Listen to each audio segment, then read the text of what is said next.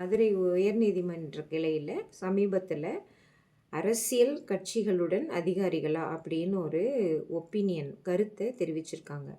அதாவது அரசியல் கட்சிகளுடன் அரசியல்வாதிகளுடன் அதிகாரிகள் ஏன் அவங்களுக்காக வேலை செய்கிறீங்க, அவங்களுடன் தொடர்பில் இருக்கீங்க அப்படின்னு சொல்லிட்டு கேட்டிருக்காங்க. அதாவது தமிழ்நாடு அரசு ஊழியர்கள் நடத்தை விதிகளில் விதி எண் 18 இதில் அரசியல் செல்வாக்கையோ அரசியல் தொடர்பையோ ஏற்படுத்திக்கக்கூடாது அப்படின்னு சொல்லிட்டு கிளியராக சொல்லியிருக்காங்க. இருந்தாலுமே அரசியல் தொடர்பு அல்லது நிர்வாகத்தில் அரசியல் கட்சியினருக்காக பேசுவது, அரசியல்வாதிகளுக்கு அவர்களுடைய செல்வாக்கை பெறுவதற்காக அரசாங்க வேலையை தவறாக பயன்படுத்துறது, இந்த மாதிரி நிறைய நடந்துகிட்ருக்கு. இதை பற்றி தான் நம்ம இன்றைக்கி பேச போகிறோம். இப்போ ரீசண்டாக இதுதான் ஒரு நீதிமன்றத்தில் கருத்து தெரிவிச்சிருக்காங்க. அரசு ஊழியர்களாக கண்டிப்பாக தெரிஞ்சுக்க வேண்டிய விதிமுறைகள் அப்படின்னு பார்த்தா, அரசியல் கட்சிகள் எல்லா துறையிலும் இருக்க தான் செய்வாங்க.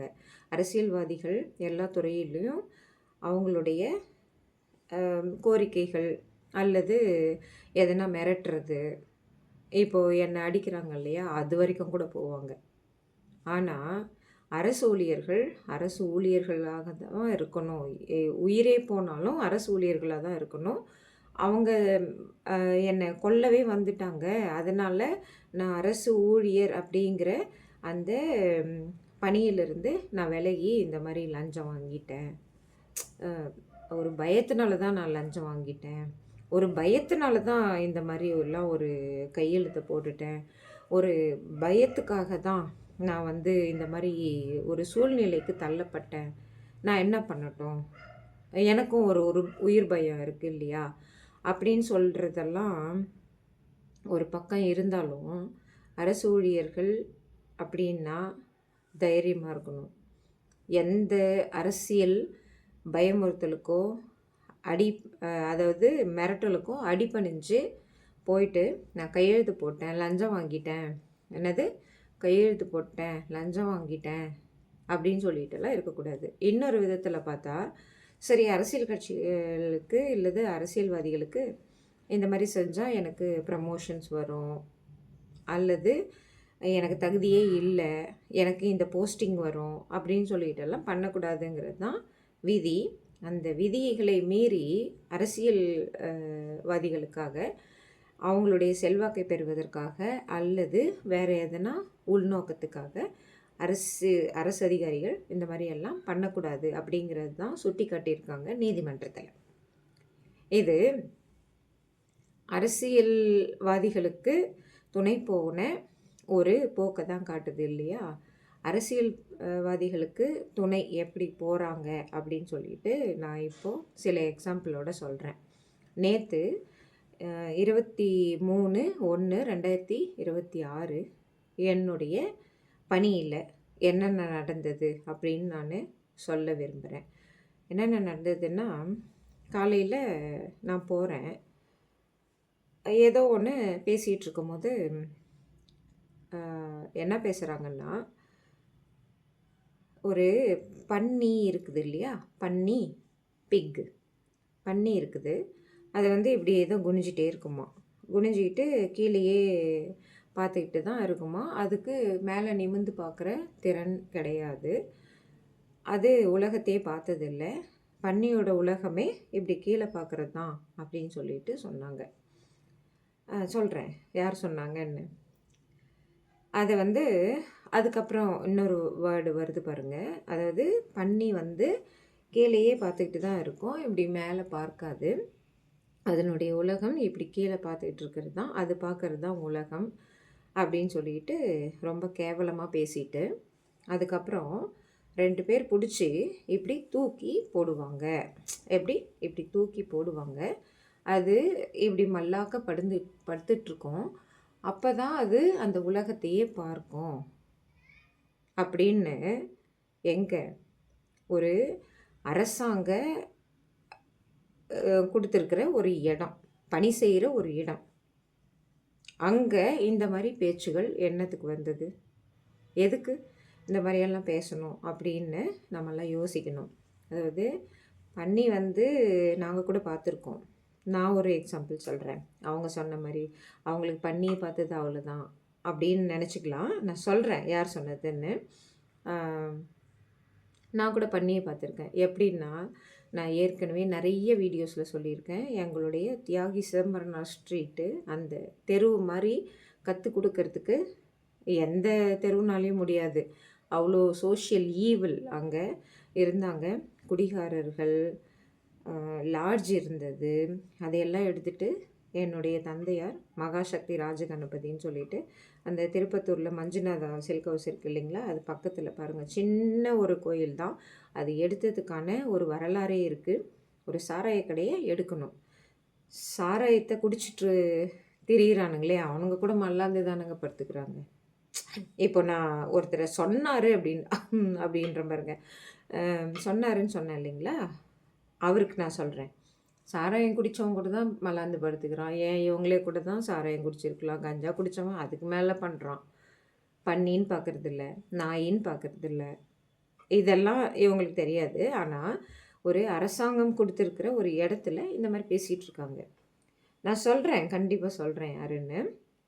எங்கள் தெருவில் அந்த காலத்துலலாம் நாங்கள் சின்ன பிள்ளைகளாக இருக்கும்போது அந்த காலத்துலலாம் மனிதர்கள் தான் மனித கழிவுகளை அகற்றுவாங்க. இது நிறைய பேருக்கு தெரிஞ்சிருக்கும். இந்த காலத்து பசங்க படித்தும் இருப்பீங்க. மனித கழிவுகளை மனிதர்கள் தான் அகற்றுவாங்க. இதெல்லாம் எங்கள் தெருவில் நாங்கள் பார்த்துருக்கோம். எப்படின்னா, என்னுடைய தந்தையார், நான் அடிக்கடி இதையும் சொல்லுவேன், 4 கதவுகள் இருக்கும் எங்கள் வீட்டில். இன்றைக்கி கூட இருக்குது, போய் பாருங்கள். எங்கள் வீட்டில் 4 கதவுகள் தான். அந்த கதவுகளை ஓப்பன் பண்ணி வச்சுட்டு இண்டு பேப்பரில் ஒவ்வொரு பேப்பரும் எடுத்து கொடுத்து எங்கள் 4 பேரையும் 4 மூலையில் உட்கார வச்சுருவார். அந்த ரூமில், கடை ரூம்னு சொல்லுவோம், அந்த ரூமில் உட்கார வச்சுட்டு படிக்க சொல்லுவார். அந்த மாதிரி படிச்சுட்டு இருக்கும்போது காலையில் நாங்கள் படிச்சுட்ருப்போம். பன்னிகளை பற்றி சொல்கிறேன், ஓகே. காலையில் நாங்கள் படிச்சுட்ருப்போம் இங்கிலீஷ் பேப்பர். அப்போது ஒரு அக்கா, அவங்க தம்பியா அவங்க பசங்களான்னு தெரியல, 2 குட்டி பசங்க போவாங்க, அவங்க தம்பி போவாங்க. இதெல்லாம் உண்மை. இந்த பன்னிகளை பற்றி பேசுகிறதுனால சொல்கிறேன். நான் அங்கே பேச வேண்டிய அவசியம் இல்லை. அது ஒரு புனிதமான இடம், அரசு ஊழியர்களுக்குன்னு தந்திருக்கிற புனிதமான இடம். அங்கே பேசக்கூடாது இல்லையா? எங்கள் தெருவுக்கு வருவோம். நாங்கள் சின்ன வயசில் நாங்கள் இண்டு பேப்பர் படிச்சுட்டு இருக்கும்போது அந்த அக்கா வருவாங்க. அந்த பன்னிகளும் கூடவே வரும். அவங்க வந்து மனித கழிவுகளை அகற்றுறவங்க. பன்னிகள் எதை சாப்பிடோன்னு ஊருக்கே தெரியும். அது வந்து அவங்களுடைய வேலையை குறைக்கும். நான் ரொம்ப அதிகமாக பேச விரும்பல. இது அசிங்கமாக இருக்கிறதுக்காக நான் சொல்லலை. இந்த நிதர்சனத்தை இந்த உலகம் புரிஞ்சுக்கணும். இங்கே என்ன நடக்குதுங்கிறத புரிஞ்சுக்கணும். அதுக்காக தான் நான் இதை சொல்லிகிட்டு இருக்கேன். பன்னிகள் அந்த மாதிரி போயிட்டுருக்கோம்.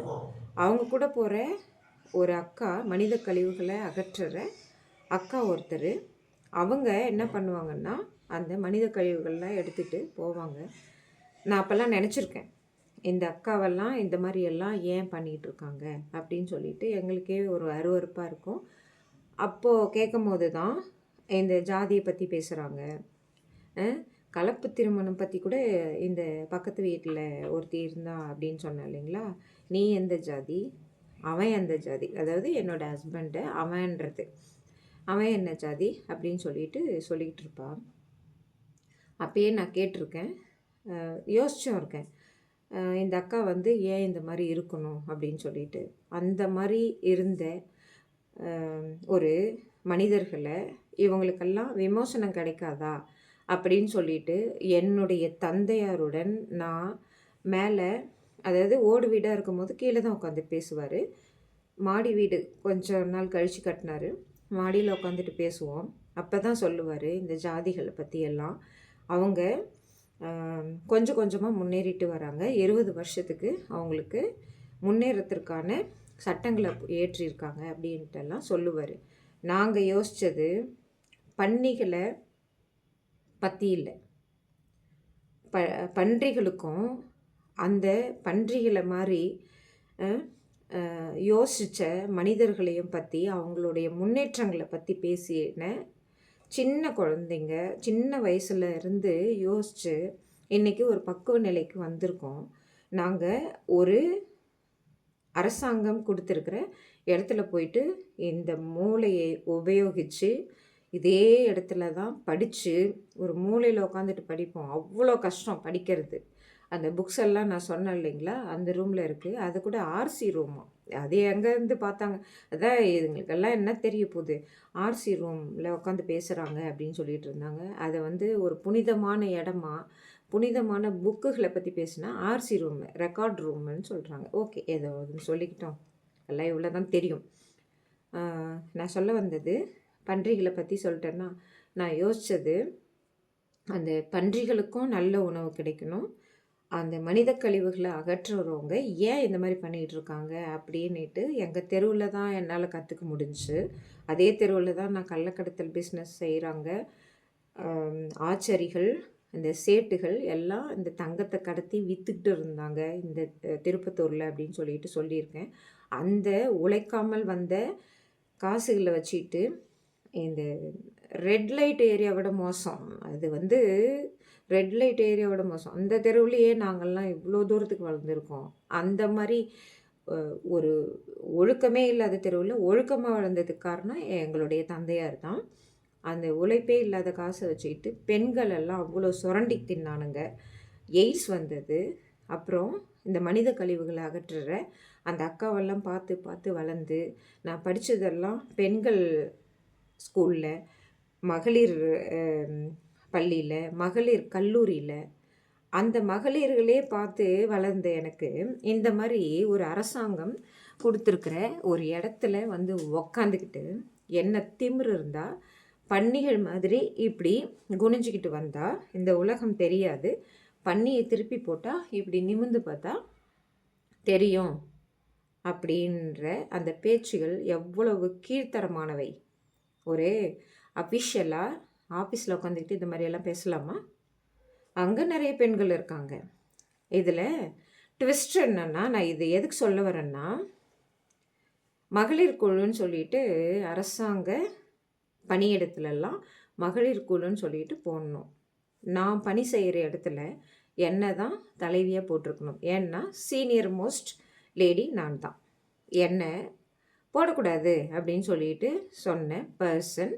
இப்போ நான் பன்னியை பற்றி சொன்னேன் இல்லைங்களா, அந்த பன்னியை பற்றி பேசி பன்றிகளை விட மோசமான எண்ணங்கள் கொண்ட ஒரு அரசு ஊழியர் தான் இதை சொன்னது. அவர் பேர் கருணாநிதி. என் பக்கத்துலேயே உட்காந்துக்கிட்டு பேசுறது. நான் வந்து ஒரு நேர்மைக்காகவும் இந்த சமூகத்தில் நடக்கிற அந்த ஊழல்கள், சமூக பிரச்சனைகளை பற்றி பேசிட்டு உட்காந்துட்ருக்கேன். என்னை வந்து மகளிர் குழுவில் எதுவுமே பண்ணக்கூடாது, அதாவது பணியிடத்தில் பெண்களுக்கு ஏற்படும் பிரச்சனைகளை பாதுகாக்கிறோம் குழு, அதில் நான் தான் சீனியர் மோஸ்ட்டு. ஆனால் என்னை போடக்கூடாதுன்னு சொல்லிட்டு அதுக்கப்புறம் நான் போட வச்சேன். அது சமூக நலத்துறைக்கு எழுதின பிறகு அவங்க சமூக நலத்துறையிலேருந்து எங்களுக்கு ஒரு லெட்டர் அனுப்பிச்ச பிறகு என்ன போடுறதுக்கு என்ன காரணம் நான் சொன்னேன் இல்லைங்களா, மதுரை பெஞ்சில் இந்த மாதிரி ஒரு கருத்தை சொல்லியிருக்காங்கன்னு.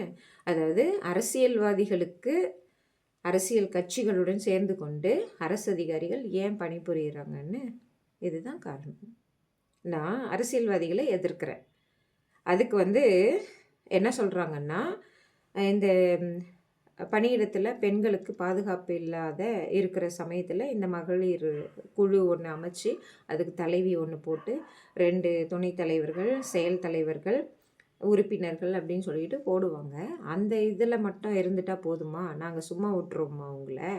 நாங்கள்லாம் அரசியல்வாதிகளுடன் சேர்ந்தவர்கள் அப்படிங்கிறதுக்காக சொன்னது தானே இது. அதில் எந்த மாற்று கருத்தும் இல்லையே. அது ஏன் சொன்னாங்கன்னா, நான் நிறைய நாள் சொல்லாமல் இருக்கணும்னு தான் நினச்சேன். அதாவது அரசு ஊழியர்களுக்கெல்லாம் சர்வீஸ் ரெஜிஸ்டர்னு இருக்கும், பணிப்பதிவேடு. அந்த சர்வீஸ் ரெஜிஸ்டரில் பார்த்தா சர்வீஸே இல்லை, ஆனால் தகுதின்னு ஒன்று வச்சுருக்கு அரசாங்கம். இந்த 10வது பாஸ் பண்ணியிருக்கணும், 12வது பாஸ் பண்ணியிருக்கணும், அடுத்தது துறை தேர்வுகள் பாஸ் பண்ணியிருக்கணும், அடுத்தது ஒவ்வொரு போஸ்ட்லேயும் இவ்வளோ சர்வீஸ் பண்ணியிருக்கணும், அப்போ தான் ப்ரமோஷன்ஸ் கொடுக்கணும், பதவி உயர்வு கொடுக்கணும், பணி முதுநிலை கொடுக்கணும் அப்படின்னு சொல்லிட்டு அந்த சர்வீஸ் ரெஜிஸ்டரில் பார்த்தீங்கன்னா, ஒரே ஒரு சர்வீஸ் கூட ஒழுங்கா இல்ல. எந்த தகுதியும் இல்ல. அந்த அரசு ஊழியர் தான் இந்த மாரியெல்லாம் பணிய பத்தி பேசிட்டு இருக்கிறது. இத பேசிட்டு இருக்கும்போதே, ஒரு எங்கள விட மூத்த பெண் அதிகாரி வராங்க. அவங்கள அக்கான்றது. அரசு ஒரு இடத்த குடுத்து, ஒரு சேர குடுத்து உட்கார வச்சிருக்குது. எதுக்கு? பணிகள பத்தி பேசுறதுக்கா? ம். அரசு ஊழியம்ங்கிறது அரசியல்வாதிகளுக்கு எதனா மறைமுகமா அவங்களுடைய செல்வாக்க வந்து நம்மளுடைய தகுதி அல்லது சர்வீஸே இல்லாம, எல்லாத்துலேயும் ஃபெயில் ஆயிட்டு எந்த தகுதியும் இல்லாம பதவி உயர்வு மட்டும் வாங்கிக்கிறதுக்காக, அரசியல்வாதிகளோட செல்வாக்க பெறுறதுக்காக கன்டினியூவஸா இவங்க இதே பண்ணி பண்ணி பழக்கப்பட்டவங்க. அதனால தான் இந்த மாரி எல்லாம் பேச்சுக்கள் அடிபடுது.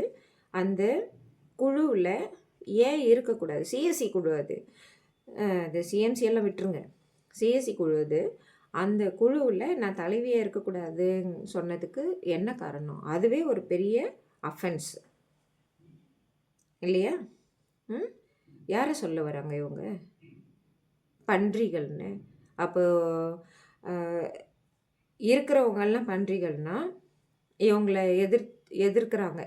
எதுனா ஒரு உயர் அதிகாரிகளே எதிர்க்கிறாங்கன்னா, அவங்களும் அப்படிதான் பன்றிகள் ஆவாங்களா? நாங்க பார்த்த பார்வை பன்றிகள எப்படி இருக்கு?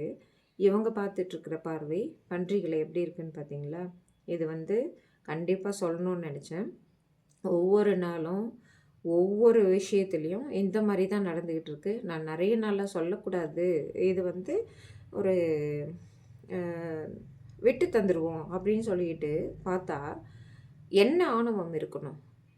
இதெல்லாம் என்னங்க இது? அ அதுதான் நீதிமன்றம் கண்டிச்சிருக்கு. அதாவது அரசியல்வாதிகளுக்காக அரசு ஊழியர்கள் இருக்கக்கூடாது அப்படிங்கிறது தான் அதனுடைய பொருள்.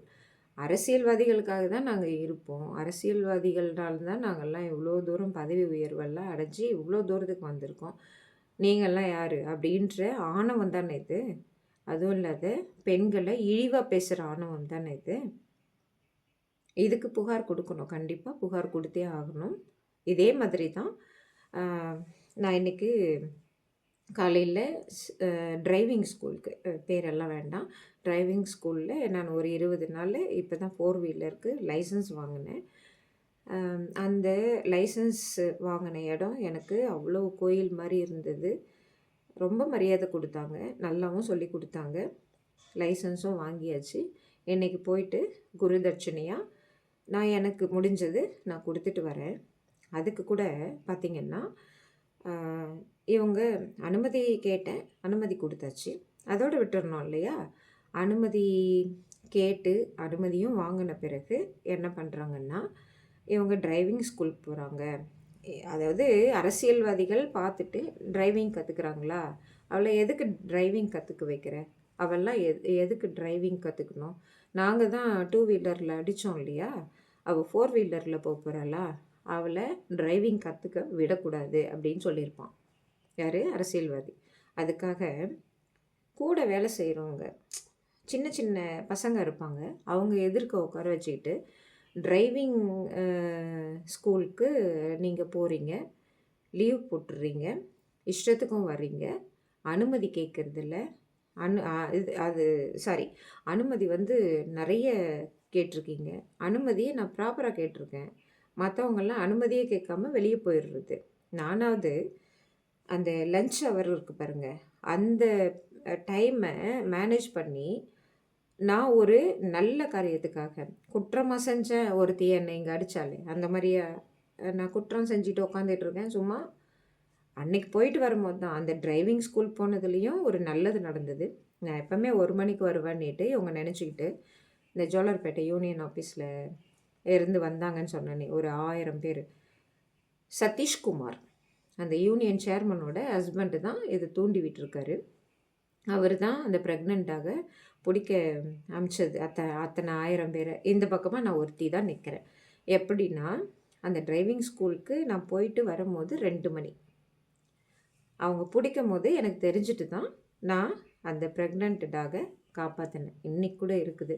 ஆனால் அது குழந்தை ஒரு 4 பப்பீஸ் இல்லை. இந்த மாதிரி எல்லாம் அரசியல்வாதிகளுக்காக நமக்கு, அதாவது அரசு ஊழியர்களுக்கு எதனா ஒரு ஆதாயம் கிடைக்கணுங்கிறதுக்காக நாடகம் நடிச்சுட்டு உட்காந்துட்ருக்குற இவங்களெல்லாம் என்ன சொல்கிறது? மகளிர் ஆணையத்தில் போயிட்டு ஒரு புகார் கொடுத்து, நீ வந்து பன்னியை பற்றி பேசுவியா? என்ன பேர் வச்சுருக்க, உன் பேர் என்ன அப்படின்னு சொல்லிட்டு கேட்டு அந்த பேரை சொல்லட்டும். அப்புறம் அந்த சட்டத்தில் உனக்கு என்ன தண்டனை தெரியுமா? இந்த சிஎஸ்சின்ற ஒரு குழுவில் சீனியர் மோஸ்ட் லேடி, அதாவது என்ன போடணும், அதை தடுத்தியா? நீ ஏன் தடுத்த? அதுக்கு இந்த சட்டத்தில் உனக்கு தண்டனை தர்றதுக்கு இடம் இருக்குது தெரியுமா? நீ வந்து ஒரு சர்வீஸே இல்லாமல் பதவி உயர்வு அடைஞ்சிருக்க. அதுக்கு காரணம் அந்த ஹரிஹரன் வசந்தி, ஹரிஹரன் பிஏபிடி வசந்திங்கிற எச்எஸ்ஸு. ஹரிஹரன் வந்து 1 இயர் பிரிசனர். இந்த வசந்தின்றவங்க ஆலங்காயத்தில் பிஎம்ஏஒய் வீடு கொடுக்காம பில் போட்டு ஓவர்சியர்ஸ், ஜோனல் டெப்டிஸ் எல்லாரும் சேர்ந்து தான் அவங்க ஃபீல்டு வெரிஃபிகேஷன் போனோம். அந்த பில்லு கொடுத்துருக்காங்களா, அந்த வீடு கட்டியிருக்காருன்னு. பில்லு மட்டும் கொடுத்தாச்சு, வீடும் இல்லை. மழை வந்து வீடு விழுந்துருச்சு.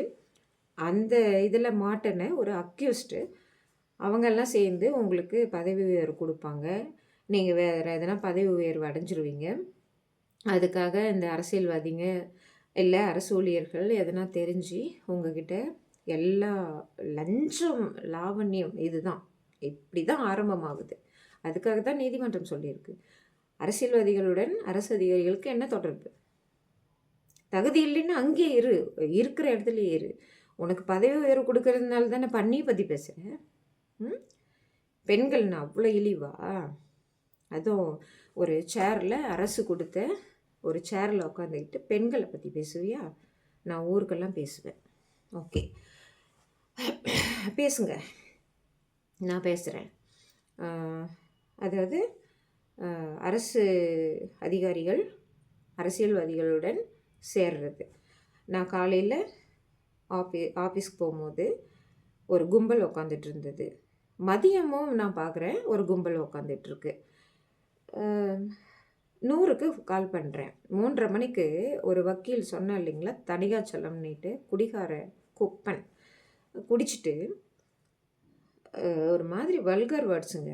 அது வந்து நான் இங்கே பேசிடலாம், இங்கெல்லாம் பேச முடியாது. பேசிக்கிட்டு நான் ஆஃபீஸில் தான் அந்த ரொம்ப இதுவாக இரிட்டேட்டிங்காக போயிட்டுருக்கு. கொலைவெறி தாக்குதல் என் மேலே நடக்குது. அதனால் மேலே கேமராவை வச்சுட்டு நான் என் டேபிளில் வச்சுட்டு என்னுடைய ஃபைலெல்லாம் பார்த்துட்ருக்கேன்.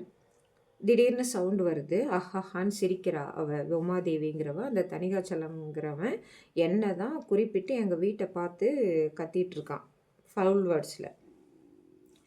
இதுக்கு நான் 100க்கு கால் பண்ணுறேன். எனக்கு போலீஸ் ப்ரொடெக்ஷன் வேணும். என்ன சொன்னான்னா, நீ வாடி, வீட்டுக்கு வா, நீ வரும்போதே உன்னை என்ன பண்ணுறேன் பாருன்னு சொல்லவே அவள் சிரிச்சிட்ருக்கா. அவள் ஏற்கனவே என்னை அடித்தா, இவன் வேற அடிக்கிறதுக்கு அல்லது கொலை பண்ணுறதுக்கு ரெடியாக இருக்கான் எங்கள் தெருவில். ஏன்னா அதுவும் நீதிமன்றத்தில் தான் இருந்தது. இன்றைக்கி தான் ஒரு லெட்ரு வந்திருக்கு. இதையெல்லாம் நீதிமன்றத்துக்கு சொன்னதுனால அந்த தணிகாச்சலம்ங்கிறவனுக்கு ஒரு கோபம் வருது. அந்த கோபம் வந்து நியாயமானது கிடையாது.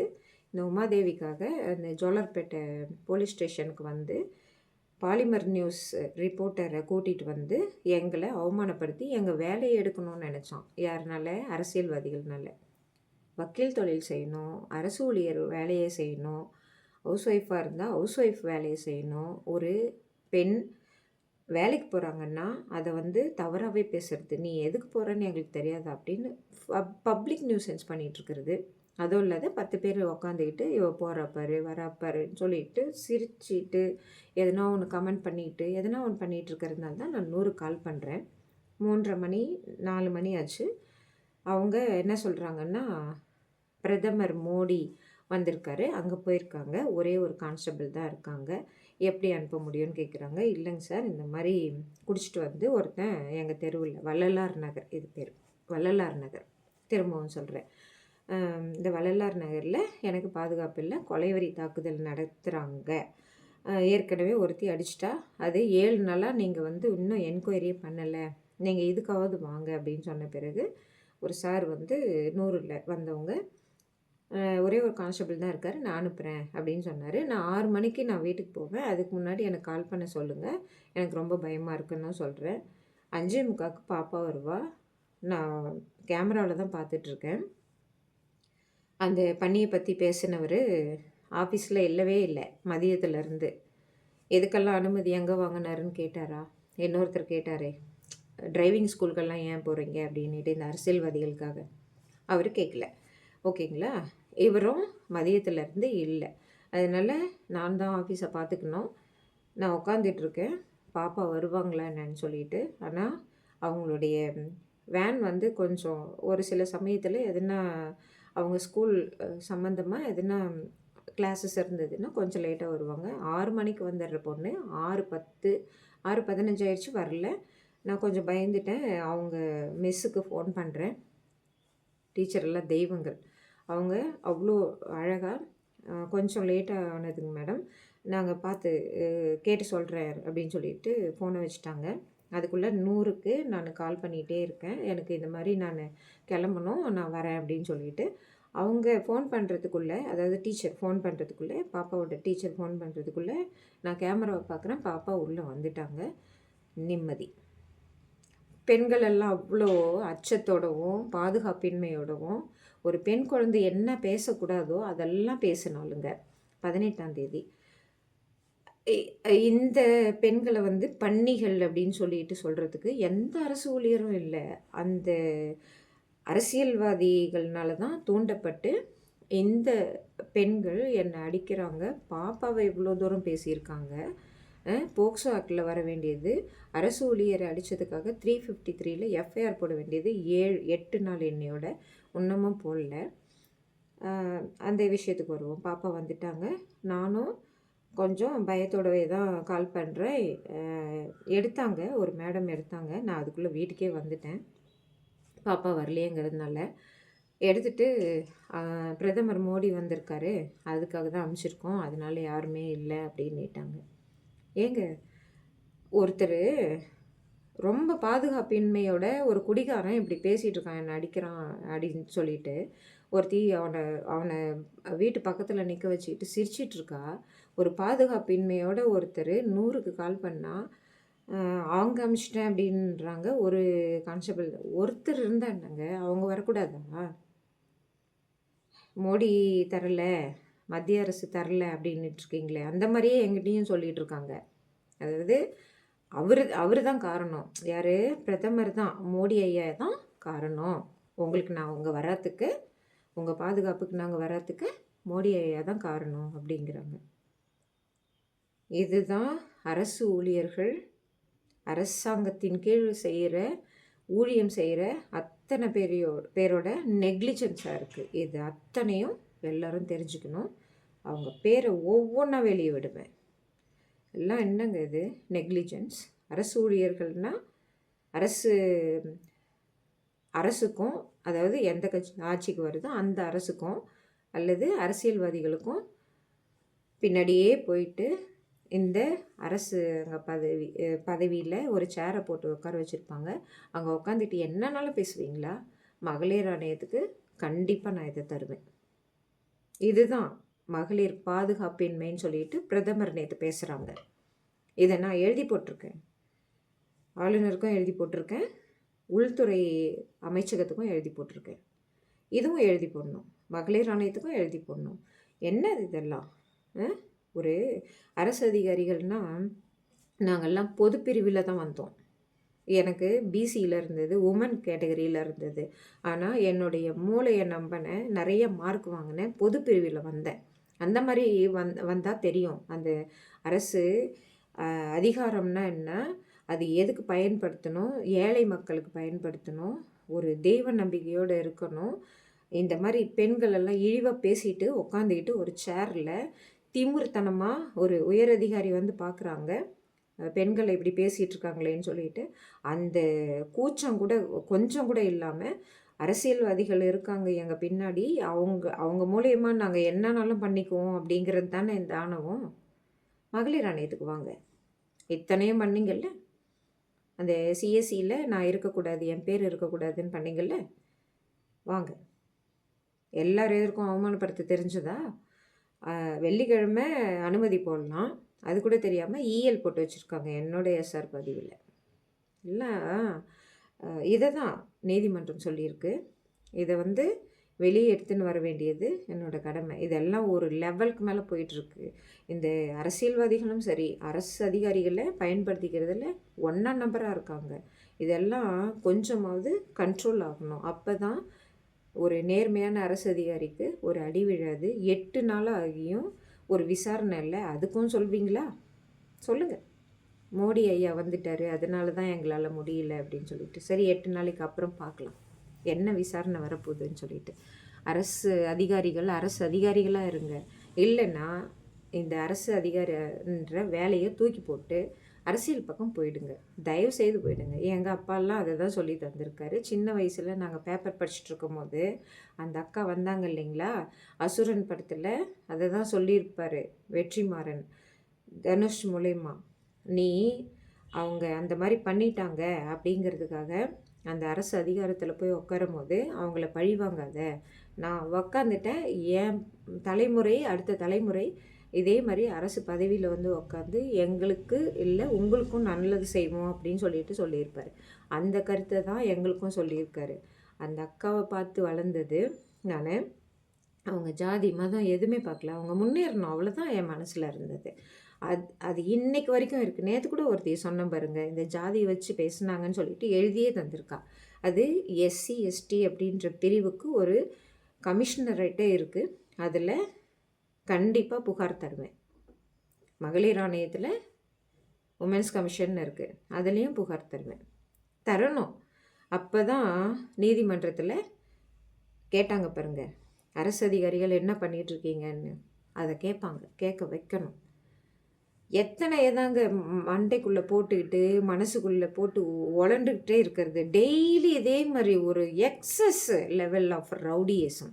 வீட்டுக்கு வந்தால் ரவுடியிசம், ஆஃபீஸ்க்கு போனால் அந்த ரவுடியிசம். எவ்வளோ தான் மண்டையில் வச்சுக்கிறது? நாங்களும் மனுஷங்க இல்லையா? நாங்கள் இப்படியே செத்து போயிட்டா. திருநாவுக்கரசுன்ற ஒரு அரசு ஊழியர் அப்படி தான் இறந்தே போனார்.